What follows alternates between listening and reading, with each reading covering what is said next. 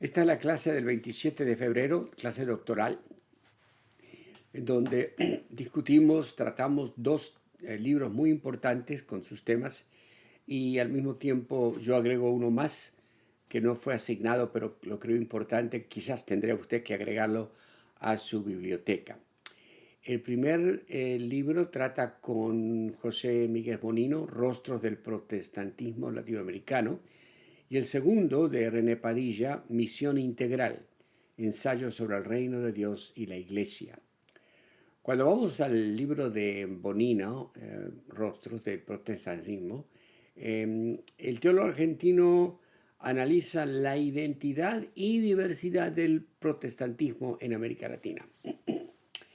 El autor ofrece una clave hermenéutica para reconocer tanto la unidad como las distintas expresiones de la Iglesia protestante en América Latina, junto con sus diversas manifestaciones. El libro aborda la evolución histórica de la Iglesia protestante en la región y destaca cómo ha influido en las estructuras sociales, políticas y culturales. Además, Bonino examina diferentes corrientes teológicas y prácticas eclesiásticas que coexisten en el ámbito protestante y latinoamericano, proporcionando una visión integral de su desarrollo y desafíos contemporáneos. Un libro excelente, todos debemos de leerlo. Vamos a hablar más acerca del mismo. El segundo libro es Misión Integral, por Padilla, René Padilla, un teólogo ecuatoriano argentino, principante exponente de la teología evangélica latinoamericana contemporánea.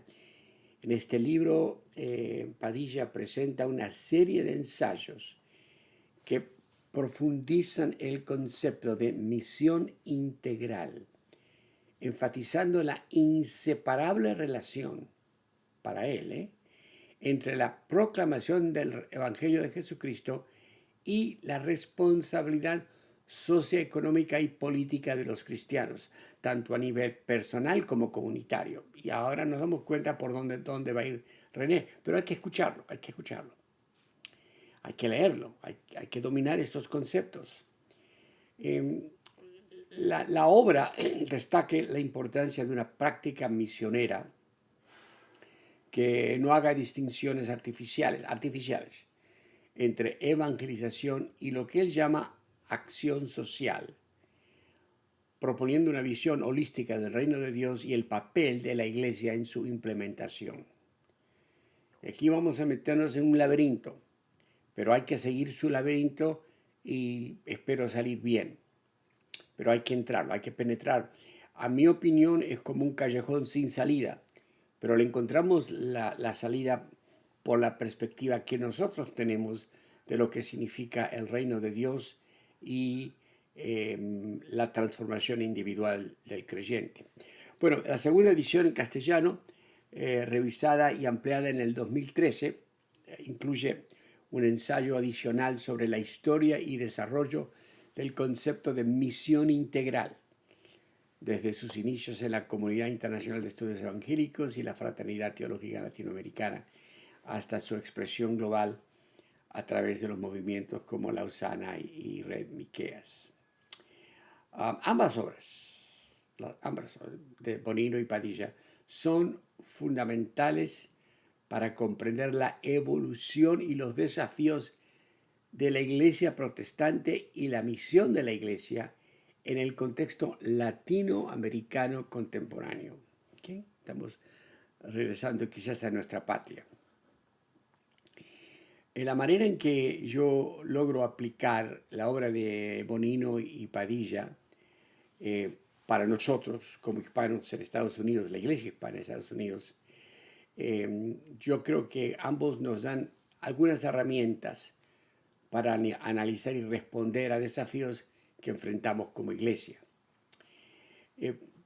Vamos a ver estos enfoques y la manera en que podemos aplicarlos. Primero, en Bonina analiza la diversidad del protestantismo en América Latina y cómo ha influido en la sociedad.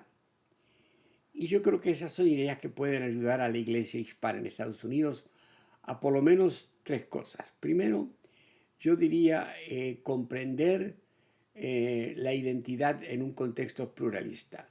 Porque la iglesia hispana en Estados Unidos no es homogénea, como ya lo sabemos. Está conformada por creyentes de diversos trasfondos nacionales, culturales, políticos. Hay mexicanos, puertorriqueños, dominicanos, centroamericanos, sudamericanos. Hay demócratas, hay republicanos, hay independientes y hay nada. Pero esto genera entonces diferentes expresiones teológicas y eclesiológicas, que aunque difieren de nosotros o de lo que nosotros podemos pensar como individuos o como iglesia, tenemos que reconocerlas y valorarlas, porque de ahí vienen los conceptos y la manera de vivir, esa identidad, ¿no? Yo tengo tanto derecho de vivir como mexicano cuando soy mexicano, tanto derecho de vivir como demócrata si lo soy, y tanto derecho para existir como quiero. Y simplemente hay que entender estas expresiones teológicas y cómo la iglesia se desplaza. Hay que reconocerlas y valorarlas, saber que están allí. No que uno dice esto es lo mío, pero que uno las puede observar y entender como diferentes. Y se permite, porque la iglesia en Estados Unidos y la hispana no es homogénea. Tampoco en América Latina. Entonces, primero, yo creo que en Rostros Miguel nos ayuda a comprender nuestra identidad en un contexto pluralista. Segundo, nos ayuda a navegar entre la asimilación y la preservación cultural. Porque vemos que en el protestante de América Latina ha tenido que dialogar con la cultura local. Y es una realidad. Y nosotros como Iglesia Hispana enfrentamos un dilema similar. ¿Debemos adoptar una expresión americana del cristianismo o desarrollamos una identidad nuestra? Y aquí es donde Bonino nos ayuda a entender la importancia de una contextualización apropiada sin perder la esencia del Evangelio. Puesta en palabras mucho más nuestras, ¿los servicios de adoración son copia de los americanos o existe ese gustito hispano que preserva igual la esencia del Evangelio? El tercer punto de aplicación de rostros del protestantismo latinoamericano en la iglesia hispana en Estados Unidos sería abordar los desafíos políticos y sociales. Porque así como el protestantismo latinoamericano ha tenido que posicionarse frente a la injusticia social, la iglesia hispana en Estados Unidos enfrenta problemas muy fuertes, sobre todo en la época en que vivimos. ¿De qué manera la iglesia debe responder ante la inmigración? ¿Qué preguntas nos podemos hacer sobre qué constituye migración legal o ilegal, documentada o indocumentada? ¿Dónde están los parámetros? ¿Dónde está la fe? ¿Dónde está el complot teológico, el armazón teológico? ¿Cómo responde la iglesia a la discriminación racial? ¿Y qué de las denominaciones americanas y las políticas de exclusión a aquellos que no son americanos? Entonces, aquí es donde Bonina dice que la iglesia debe asumir una postura profética frente a estas realidades, denunciando el mal, mostrando la paga del mal y, en tercer lugar, mostrando la solución del futuro. Eso es lo que existe. Cuando vamos a la aplicación de misión integral de Padilla, aquí vemos algo un poquito más extensivo, pero quizás En vez de 3 son 4 puntos, pero ahí vamos. Padilla enfatiza la necesidad de una misión que integre evangelización, que la Iglesia Hispana es muy famosa por ella, y la acción social. Ahí es donde está la palanca problemática. Sin embargo, su obra ofrece claves para la Iglesia Hispana. Y primero dice que muchos hispanos en Estados Unidos enfrentan dificultades económicas. Y Padilla ofrece un modelo de misión relevante para la comunidad inmigrante. Nosotros tenemos la problemática de la falta de acceso a servicios de salud, a barreras legales. Y la misión integral propone que la Iglesia no solo predique el Evangelio, sino que también actúe en defensa de los derechos de los inmigrantes y los más vulnerables. Esto es algo muy común. Llega alguien a mi iglesia que está en una situación vulnerable, yo voy a hacer todo lo posible para ayudarlos. O sea, de que no tienen que aceptar a Cristo para que yo los ayude. Yo los ayudo y dejo de que el Espíritu Santo haga la obra en la vida de ellos para que se acerquen al Señor. Mi responsabilidad es tener una misión relevante, que haga sentido a la comunidad inmigrante que llega a nuestras iglesias. Segundo, Padilla dice que tenemos que tener una eclesiología que transforme la sociedad. Y ahí comenzamos, ¿no? Dice que la Iglesia Hispana no puede limitarse a ser un refugio espiritual, que debe ser un agente de cambio social. Yo siempre me pregunto, ¿de qué manera cambiamos la sociedad? El pensamiento de Padilla dice que tenemos que promover justicia, equidad y apoyo a los más necesitados dentro y fuera de la comunidad de fe. Y yo creo que esa es una plataforma correcta. No creo que haya pastores que renuncien a eso. Solo que muchas veces nosotros no tenemos una iglesia que busque estos cambios sociales o que se identifique con hacer estos cambios. Buscamos el cambio personal, individual, pero no buscamos el cambio colectivo de comunidad. Bueno, también Padilla dice, en tercer lugar, la primera, un modelo de misión relevante para la comunidad inmigrante. Segundo, una eclesiología que transforme la sociedad. Y ahora tercero, superar la dicotomía entre evangelización y justicia social. Estamos como repitiéndonos un poquito, pero está bien, porque algunas iglesias hispanas en Estados Unidos ya han adoptado una visión de evangelización enfocada únicamente en la salvación individual, y eso lo acabo de decir. Pero Padilla insiste en que el reino de Dios es tanto una transformación personal como una transformación de estructuras sociales opresivas. Y el próximo punto yo creo que es la clave de cómo la transformación de estructuras sociales ocurre. El cuarto punto es formación de discípulos con impacto cultural. Otra vez, Padilla dice que la misión integral desafía a la iglesia hispana a discipular creyentes que sean luz y sal en sus comunidades. Dice que significa que preparamos hombres y mujeres que no solo enseñen la Biblia, sino que también capaciten a la congregación para involucrarse en la educación, la política, la economía y los medios de comunicación.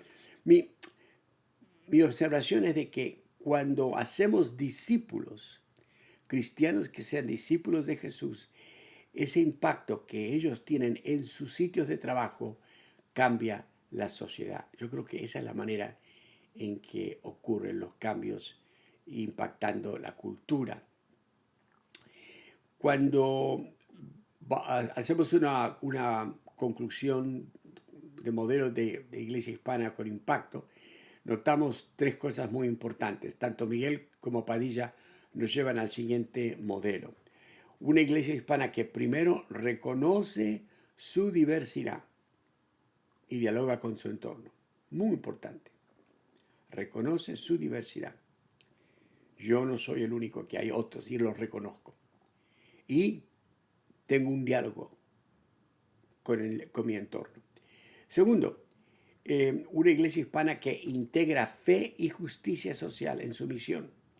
Entonces, no queremos solamente que la persona venga a la iglesia y que cante coritos y que los diemos, sino que cuando va a sus sitios de trabajo comience a buscar relevancia el Evangelio. Y el tercero, forma discípulos comprometidos con la transformación de la comunidad que ocurre, en mi opinión, solamente cuando somos discípulos de Cristo y Él nos enseña a vivir en donde estamos. Bueno, en el contexto de Estados Unidos, aplicar estas ideas significa que la iglesia hispana no solo se adapta al sistema, sino que desafía al sistema con una visión del reino de Dios que transforme vidas y estructuras sociales. Las palabras problemáticas a veces son adaptar el sistema. Estamos en un sistema, estamos envueltos en un sistema. Tenemos que desafiar el sistema y tenemos que ver cómo podemos transformar las vidas y las estructuras sociales a través de un discipulado agudo y directo con Cristo Jesús. Más que simplemente predicar el mensaje a la mañana, motivar a la congregación a que viva el cristianismo cuando va a sus trabajos y demás. Bueno, ahora iba a ir a la demografía de Los Ángeles, pero quiero ir directamente al libro de Samuel Pagán, que no estaba en su lista, sobre la visión de Isaías. Es un libro bastante especial y tiene cuatro partes, pero la voy a desarrollar así a mi manera. ¿Okay? Samuel Pagán es un libro escrito, La visión de Isaías por Samuel Pagán. Es un libro escrito por el teólogo puertorriqueño que publicado en 1997, así que ya vamos avanzados en los años. Pero es uno de esos libros que presenta un estudio histórico, teológico y temático del libro de Isaías y por lo tanto tiene vigencia en cualquier momento. A lo largo de sus páginas, Pagán explora las visiones y mensajes centrales del profeta Isaías y conecta su contexto original con significados espirituales profundos.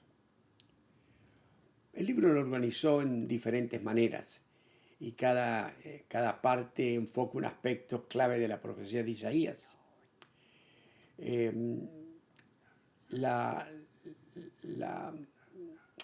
La obra ofrece un resumen en la primera parte que trata a quién voy a enviar y en la cuarta parte se titula El Espíritu del Señor está sobre mí. Y posteriormente se analizan cómo las ideas de estas secciones pueden aplicarse al contexto social contemporáneo de los Estados Unidos y la Iglesia hispana, considerando los desafíos actuales de la comunidad hispana de nuestro país. La primera parte del libro es ¿a quién voy a enviar? Y se centra en el relato del llamamiento del profeta. Todos estamos al día con Isaías capítulo 6, la visión tan importante de Isaías. Aquí es donde Pagán describe vívidamente cómo en el año de la muerte del rey Usías, Isaías tuvo una impresionante visión en su templo, capítulo 6, 1 al 4 de Isaías. Y en esta visión, y creo que todos la hemos predicado, Dios aparecía entronizado con majestuosidad, rodeado de serafines que proclamaban: Santo, santo, santo es el Señor Todopoderoso. Toda la tierra está llena de su gloria. Verso 3. En esta escena resaltan dos cosas. Primero, la santidad y segundo, la gloria de Dios. Y es aquí en donde Isaías se siente abrumado por su propio pecado. El profeta exclama que es hombre de labios impuros y que habita en medio de un pueblo de labios impuros. Reconoce la brecha entre la santidad divina y la condición humana. Pagán subraya que en este encuentro Isaías experimenta dos cosas: la purificación y la gracia de Dios. Un serafín toca los labios del profeta con un carbón encendido del altar, simbolizando que su cuerpo es removido y su pecado perdonado. Su culpa es removida. Solo después de ser purificado, Isaías está listo para responder al llamado divino. Entonces oye la voz del Señor que pregunta: ¿y a quién voy a enviar y quién será nuestro mensajero? Esta pregunta divina refleja la búsqueda de Dios, de un portavoz dispuesto a llevar su mensaje al pueblo. Isaías responde con prontitud y valentía: heme aquí, envíame a mí. Y Pagán aquí destaca este momento como el punto de partida de la misión profética de Isaías y como un modelo a disposición a servir. Un modelo dispuesto a servir. ¿A quién voy a enviar? Pagán explora el significado de la vocación profética. Uno de los énfasis de esta sección es que el encuentro con la santidad de Dios transforma al profeta. El autor señala que un Dios santo requiere un pueblo santo. Es decir, el Dios absolutamente santo demanda de sus siervos y de su pueblo una respuesta de santidad y compromiso ético. Isaías, al reconocer su impureza y ser limpiado por Dios, ejemplifica la humildad y arrepentimiento necesario para servir. Pagán también menciona cómo esta experiencia otorga a Isaías madurez profética y una profunda esperanza teológica, a pesar de la tarea astronómicamente difícil que tiene por delante. De hecho, Dios le adelanta a Isaías que su mensaje encontrará resistencia. El pueblo va a oír, pero no va a entender. Y vendrán juicios antes de una restauración futuras. Eso lo encontramos en Isaías 6, 9 al 13. Y aún así, Isaías acepta la misión. Yo creo que correctamente Pagán interpreta que la esperanza subyacente en este pasaje, donde dice el remanente fiel que sustituirá tras el juicio, es un valor teológico central. Dios conversará un pueblo, Dios tratará de mantener y cumplir y logrará cumplir sus propósitos a pesar de la obstinación humana. En resumen, la primera parte del libro resalta el carácter de Dios santo y soberano, la condición humana, pecadora pero alcanzada por la gracia, y la respuesta de fe y obediencia representada en Isaías, quien asume el llamado divino con la famosa disposición: envíame a mí. Saltamos a la cuarta parte del libro y el Espíritu del Señor está sobre mí, dice. Y esta es una dimensión mesiánica y de esperanza. Sintetizando la frase: el Espíritu del Señor está sobre mí. Este título proviene de Isaías 61:1, un pasaje en el que el profeta anuncia que el Espíritu de Dios ha ungido a un mensajero para llevar a cabo la misión de liberar y restaurar al pueblo. Isaías 61 es analizado por Pagán como una proclamación profética de buenas nuevas para los oprimidos y afligidos. El texto bíblico dice: el Espíritu del Señor está sobre mí, porque me ha ungido el Señor para traer buenas nuevas a los afligidos. Seguido de la misión de sanar a los quebrantados de corazón, proclamar libertad a los cautivos y anunciar el año favorable del Señor. Esta sección del libro destaca que Isaías 61 describe a un ungido, el hebreo Mesías, encargado por Dios de traer justicia, liberación y consuelo a un pueblo en sufrimiento. Pagán es excelente cuando explora esta visión profética que ofrece una esperanza de restauración tras el periodo de prueba. En el contexto de Isaías 40 al 66 habla al Israel que eventualmente volverá del exilio en Babilonia. El Espíritu del Señor está sobre mí, encapsula la idea de que es Dios mismo, mediante su Espíritu, quien capacita a sus siervos para transformar la realidad. Esta unción divina garantiza que el mensaje no es solo palabra humana, sino poder de Dios para cambiar las circunstancias. El autor interpreta que la obra del Espíritu Santo en Isaías 61 abarca tanto la renovación espiritual como la justicia social. Dios promete llevar a los humildes, liberar a los oprimidos y reconstruir las ruinas antiguas. Isaías 61:4. Y estos eventos ocurren dentro de la comunidad. En esencia, es un anuncio de buenas noticias para los pobres, de consuelo para los que lloran y de justicia para los marginados. En un aspecto significativo, Pagán resalta, haciendo conexión de esta profecía con la figura de Jesucristo en el Nuevo Testamento. En el Evangelio de Lucas, Jesús lee precisamente este pasaje de Isaías en la sinagoga de Nazaret al iniciar su ministerio público, en Lucas capítulo 4, y declara que dicha escritura se cumple en él. Pagán menciona que Jesús asumió ese texto como programa de su propia misión, extendiéndolo como un modelo para sus seguidores. De hecho, que en el prólogo de la visión de Isaías, o en escritos posteriores del autor, se indica que Pagán ve este pasaje como una especie de programa para su ministerio, el ministerio de Jesús, y para la iglesia de hoy. Esto significa que la misión mesiánica delineada en Isaías, predicar buenas nuevas, sanar, liberar y reconciliar, no solo describe la obra de Cristo, sino que sirve de guía para la vocación del pueblo de Dios en la actualidad. Sí, esta cuarta parte del libro, por lo tanto, Pagán no solo explica el contenido profético de Isaías 61, sino que enfatiza su trascendencia teológica.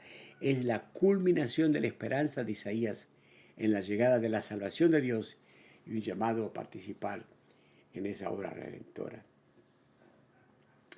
Bueno, la sección concluye destacando la visión de un futuro donde reina la justicia de Dios y donde su espíritu transforma la comunidad de los fieles.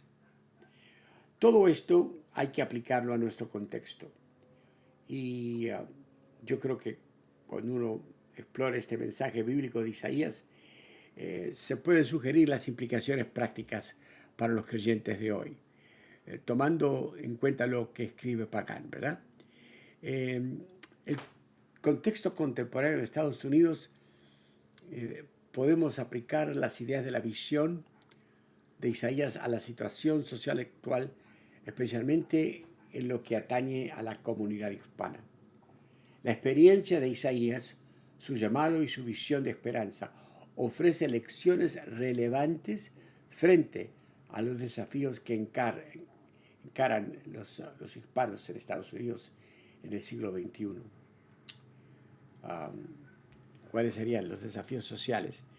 A ver, tengo 1, 2, 3, 4, 5 desafíos que podemos deslogar de esta lectura. Los desafíos sociales de la comunidad hispana. La comunidad hispana en Estados Unidos se enfrenta a diversas dificultades en el tejido social. Entre los principales desafíos se pueden mencionar, primero, inmigración y estatus legal.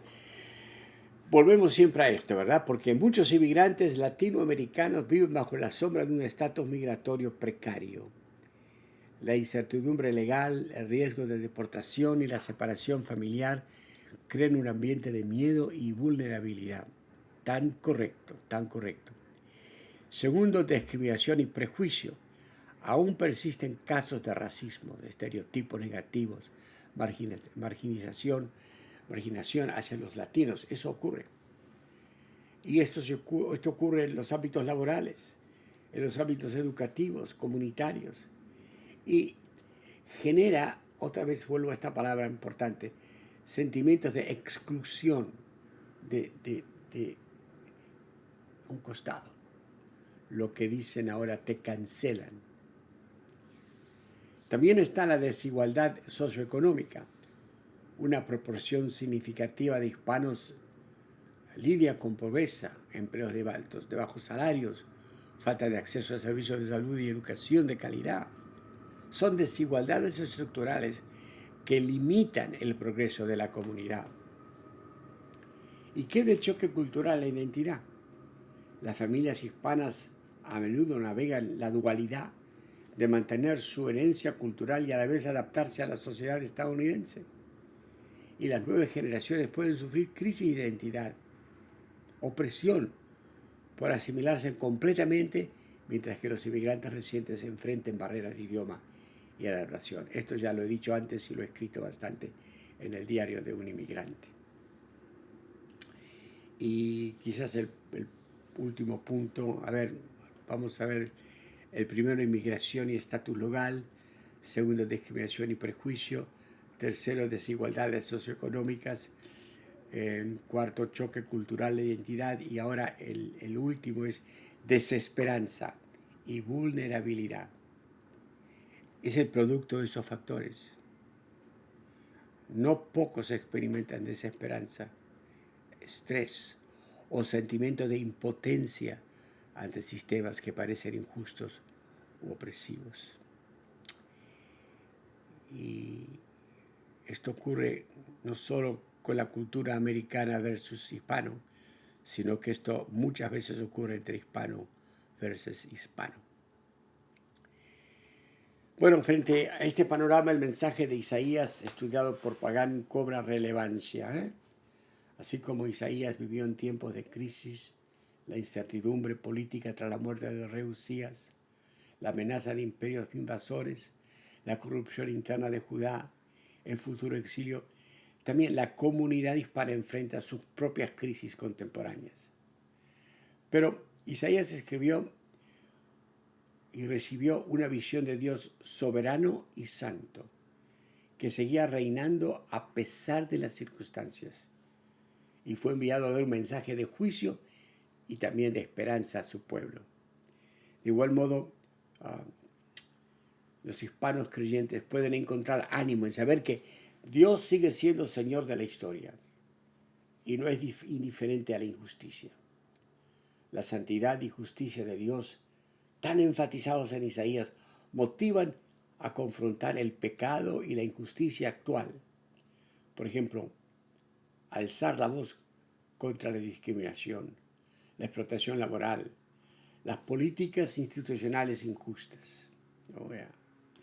Entonces el llamado a quién voy a enviar resulta hoy una invitación a personas comprometidas que respondan: heme aquí, envíame a mí, en el contexto mío, en el contexto moderno. Esto implica que miembros de la comunidad hispana, inspirados por la fe, se dispongan a servir como agentes de cambio y mensajeros de las buenas nuevas en su entorno. Ahí donde yo vivo, donde yo existo, donde yo trabajo, Cristo es supremo. Y mi presencia, con la ayuda de Cristo, cambia las situaciones.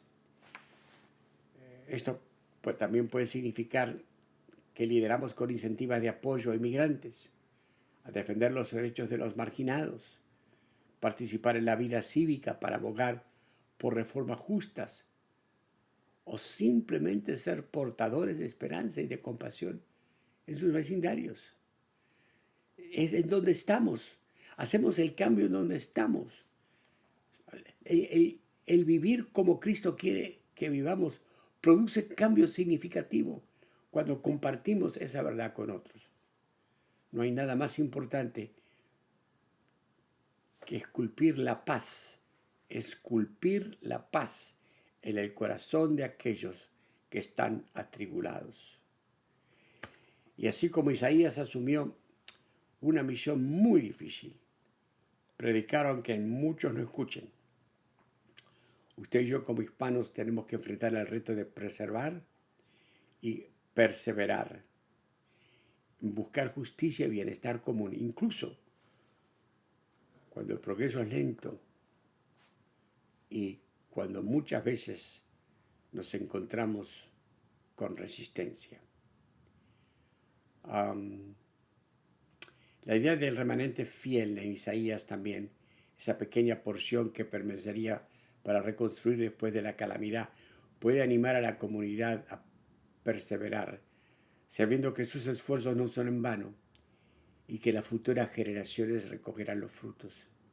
En esencia, las enseñanzas de la visión de Isaías del libro por Pagán inspiran a ver la realidad con ojos proféticos, denunciar el mal, anunciar la esperanza y confiar en que Dios obrará a favor de los humildes y los que están oprimidos. Bueno,